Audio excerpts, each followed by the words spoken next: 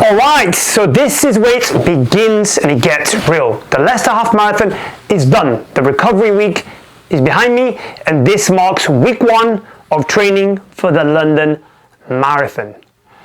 Whew! So right, I've got all my stats on the board behind me. Sleep, HRV, calories, training, everything. I'll break it down for you. Compare the week of the half marathon to the week after and explain to you how my body is what my body's been telling me, because this is where the smart training really begins.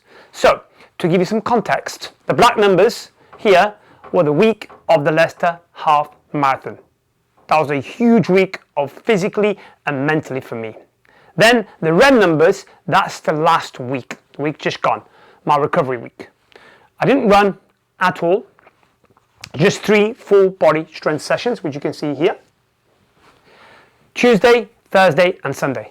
The rest was all about letting my body decompress, recover and reset before 6 months of structured London Marathon training. Sleep dropped a little bit from 8 hours to an average down to 7:32. That's pretty normal after a race week.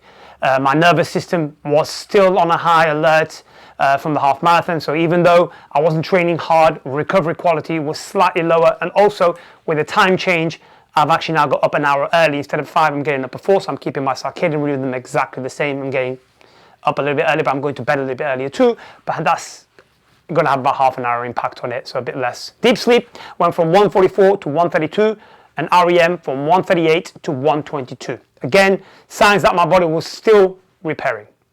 You don't always get great sleep the week after a big event. Sometimes your body's still processing the actual load that you put on it.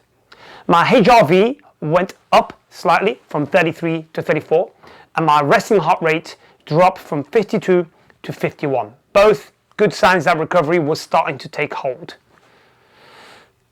The drop in my heart rate and small HRV bump means the stress from the race was just starting to settle. Now, my activity, my steps dropped a big time from 11,910 to just over 7,000. And that was intentional, right? You can't train hard all year round. Recovery is part of performance. If I keep hammering it, I risk injury or even chronic fatigue, which I definitely don't want. Calories dropped from 2,942 to 2,908. Pretty much stable, not much of a change there, which to be fair I'm happy about. Protein stayed consistent around the 200 grams, which is obviously crucial for recovery. Carbs and fats both dipped a little bit, as you'd expect in a deload week.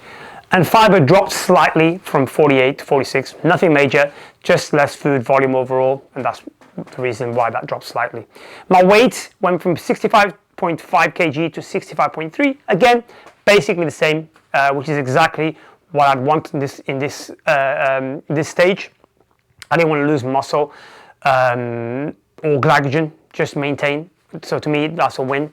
So across the week, you can see it was pretty much a mix of full body training on Tuesday, on Thursday and Sunday, zero cardio. And the idea was really to keep the stimulus from muscle, maintain stress and get good blood flow without adding that extra fatigue from the cardio sessions. This week, however, the beginning of the London Marathon prep starts officially. It begins now, today, Monday, the 3rd of November. And it's going to be all about combining endurance with strength intelligently.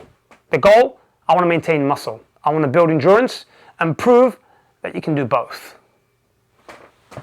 Next week, I will show you week 1 of the London Marathon training and how that went. Full stats, training split, how my body responded, and what adjustments I'm making, if I need to make any.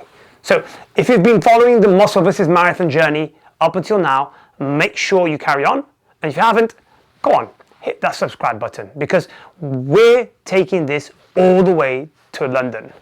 Let's see what happens when you refuse to choose between strength and endurance. See you on the next one.